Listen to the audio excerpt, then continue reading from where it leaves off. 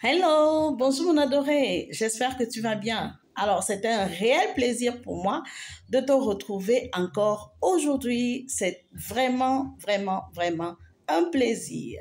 Merci d'être là, merci de me suivre sur mes pages Facebook, Instagram, YouTube, TikTok aussi. Merci infiniment. Alors, pour ceux qui ne me connaissent pas encore, je suis conseillère à ligne, je suis infopreneur, je travaille sur les métiers du digital. E-commerce, marketing digital, tout ce que vous avez autour du digital, eh bien, nous travaillons dessus ensemble. Alors, aujourd'hui, je voudrais que nous puissions parler de quelque chose qui me tient à cœur. Mais avant de commencer, je vais te dire la chose qui empêche que les Africains ou que les femmes africaines, les hommes africains, bref, la chose qui empêche aux Africains de pouvoir réellement voir leur plein potentiel, de pouvoir tendre vers leur plein potentiel et même, pourquoi pas, d'atteindre ce plein potentiel. Cette chose-là qui empêche, c'est une chose à combattre avec toute son énergie. C'est une chose à combattre avec toute sa force. C'est une chose à combattre avec tout ce que tu as de plus cher. D'accord? N'accepte rien qui va t'empêcher d'atteindre ton plein potentiel. Je voudrais commencer par là. Il faudrait que tu sois, quel est le mot que je vais utiliser? Violent. Vis-à-vis de toutes ces choses physiques ou je ne sais pas trop, qui constituent un obstacle à ton développement, qui constituent un obstacle à, what can I say, à ton mieux-être. Ok? Il faudrait que tu puisses être dans une colère, je sais pas, violente contre ces choses-là qui t'empêchent de pouvoir atteindre ton mieux-être. Et parmi ces choses-là, il y a la lecture. Ah oui, peut-être tu attendais que je te parle du nom d'une personne. Non, c'est pas forcément humain. Ce sont aussi des choses inhumaines qui entrent dans notre épanouissement. La lecture. On dit que pour cacher quelque chose à un Africain, il faut la mettre dans un livre. What can I say? That's crazy. C'est crazy. Comment ça? Eh bien, c'est tout simplement parce que on a bel et bien constaté que les Africains n'aiment pas lire, ou du moins ne lisent pas assez. Aujourd'hui, je vais te parler d'un monsieur. Ce monsieur s'appelle Ricardo Kanyama. Et il a écrit un livre merveilleux, La chèvre de ma mère. Si tu n'as pas lu ce livre, vraiment, je te recommande, mon crack. Si tu veux t'investir, t'épanouir en entrepreneuriat, please read that book. Commence par là. It's the beginning.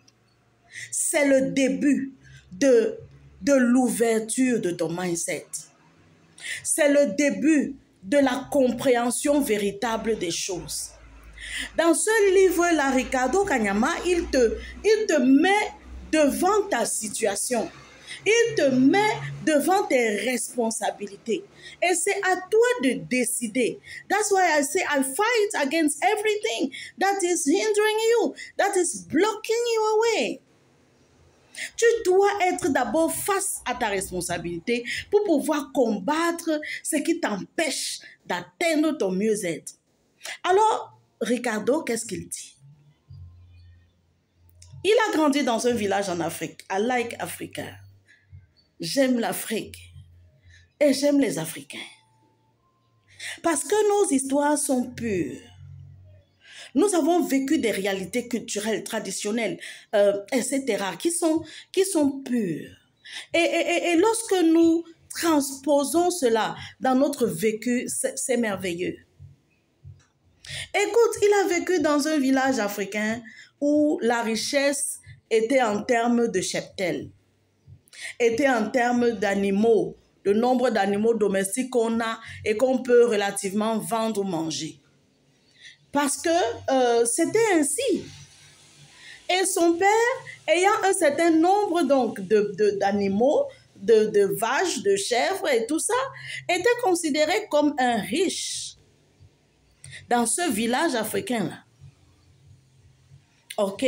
Nous avons des villages et dans chaque village africain, en fait, il y a des outils pour mesurer la richesse. Hein. La richesse ne se mesure pas seulement en termes d'argent qu'on a eu. Dans nos villages, on peut mesurer en termes de nombre de femmes ou en termes de, je sais pas, de nombre d'enfants. Donc, chaque village a son, si on veut dire, l'unité de mesure. Donc, chez eux, c'était, il faut avoir le cheptel, il faut avoir des animaux. Et son père en avait. Mais malheureusement pour lui, quand il avait 6 ans, son père est décédé. Et la culture voudrait également que les richesses du père reviennent aux oncles. Et donc, ce qui devait arriver arriva. On les a fait partir de la maison paternelle et on a donné en récompense à sa mère une chèvre. La belle-mère aussi, c'est-à-dire la femme du père, qui était coépouse donc de la mère, a aussi reçu une chèvre. Et les cousins sont restés avec tout le reste. Mais ce qui s'est passé est phénoménal. Sa mère a refusé de tuer la chèvre. Malgré que la famille passait par des famines et tout ça, la maman de Ricardo a refusé de tuer la chèvre. Quelles que soient les supplications des enfants, elle a dit non. Et elle a organisé une réunion familiale au cours de laquelle elle a expliqué aux enfants les raisons pour lesquelles la chèvre ne devait pas mourir. Et les enfants ont compris et se sont dit, ok maman, tu as raison. Et eux-mêmes, ils ont commencé à nourrir la chèvre, à pouponner la chèvre, parce qu'ils avaient compris que c'était relativement la vache à lait et que c'était la seule option. Il n'y avait pas d'autres options. Heureusement pour eux, la chèvre a bien grandi et a fait des petits. Et de fil en aiguille, il y a eu tout un troupeau à la maison. Pendant ce temps, la belle-mère, c'est-à-dire la coépouse de leur maman, avait tué sa chèvre et avait mangé. Conséquence ou bien résultat des courses, il n'y avait plus rien à manger chez elle. La pauvreté battait son plein dans sa maison. Les cousins qui avaient hérité de quelque chose pour laquelle ils n'avaient pas travaillé ont également mangé. Et tout était fini. Donc finalement, c'est la maman du petit Ricardo qui avait bien réfléchi et qui avait décidé de laisser sa chèvre vivre pour qu'elle puisse produire. Et c'est cet argent-là des ventes donc de la chèvre qui a permis qu'ils grandissent bien, qu'ils aillent à l'école et qu'ils fassent l'université parce que lui, il a fait l'université. Alors, pourquoi je te présente ça? Parce que dans son récit, il met en présence 3 types de personnes dans la société. Premièrement, les personnes qui sont conscientes de ce qu'ils ont un capital, de ce qu'ils ont quelque chose en main, mais qui ne savent pas comment faire fructifier la chose, comment multiplier la chose. Quand ils ont de l'argent en main, ils se disent que c'est l'argent des fêtes. Ils se disent que c'est l'argent des festivités. Ils se disent que c'est une raison valable pour avoir une 2e, 3e, 4e, 5e femme. Ils se disent que c'est une raison valable pour vivre la vie entre guillemets et aller gaspiller. La 2e catégorie de personnes, c'est la personne qui a hérité d'un capital. Elle n'a pas travaillé pour le capital, elle a hérité quelque chose. Et cette chose-là est suffisante pour transformer sa vie. Mais comme elle n'a pas vraiment travaillé pour l'avoir, elle ne reconnaît pas la valeur de la chose et mange tout.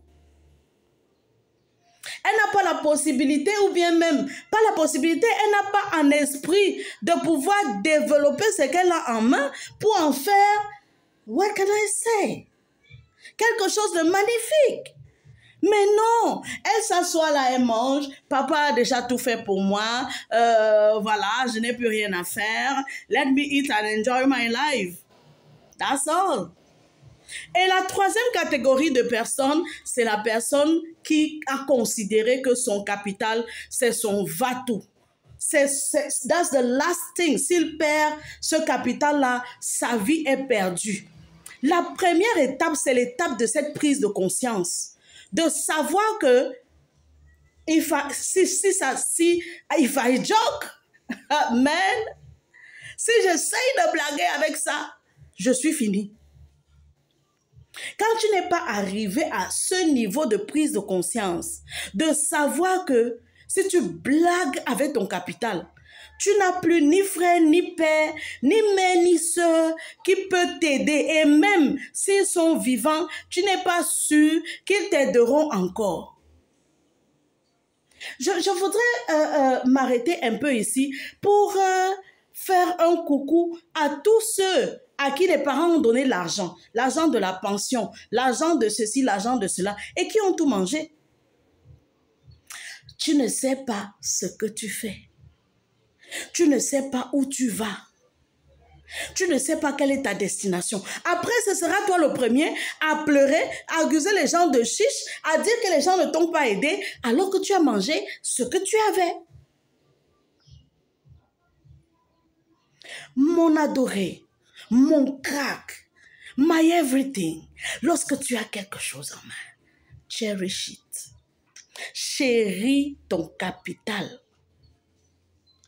Chéris ton capital.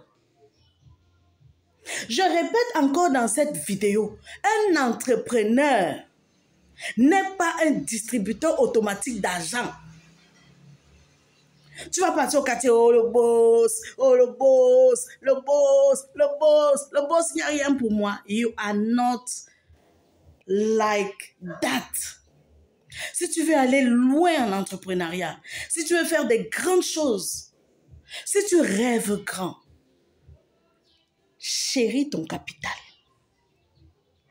Alors la mère de Ricardo, elle a chéri son capital, elle a nourri son capital, elle a développé son capital et elle en a fait aussi un cheptel.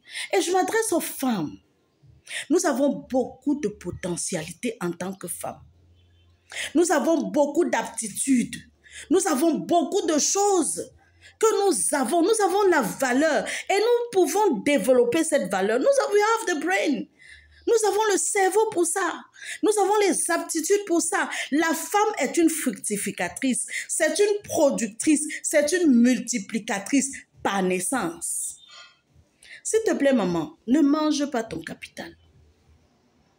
Tu vas venir me dire après, oh non, conseillère, mon mari a dit que je lui prête un peu d'argent, il va me remettre demain. Hein? Et toi, tu as pris le capital que tu as donné?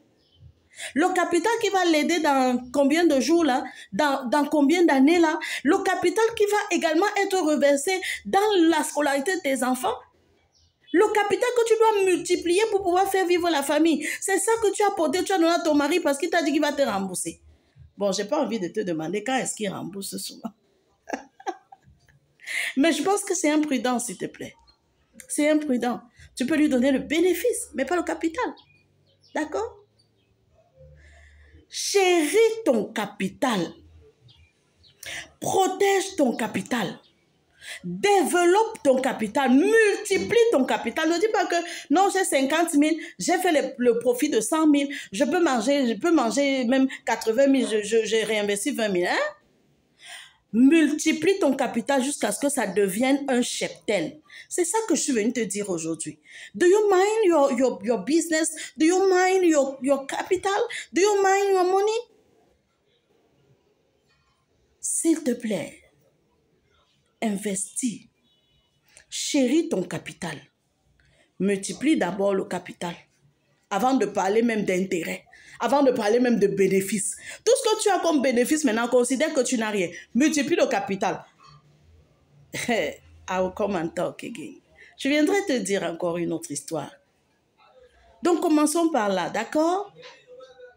J'ai reçu une dame qui m'a dit, conseillère, je n'ai pas le capital et je voudrais que vous puissiez me donner le capital. On va parler de ça. Je vais répondre à cette dame.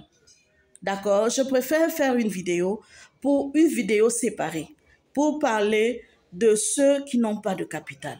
Là, maintenant, je parle de ceux qui ont le capital. Protège ce que tu as, développe ce que tu as et multiplie ce que tu as. D'accord?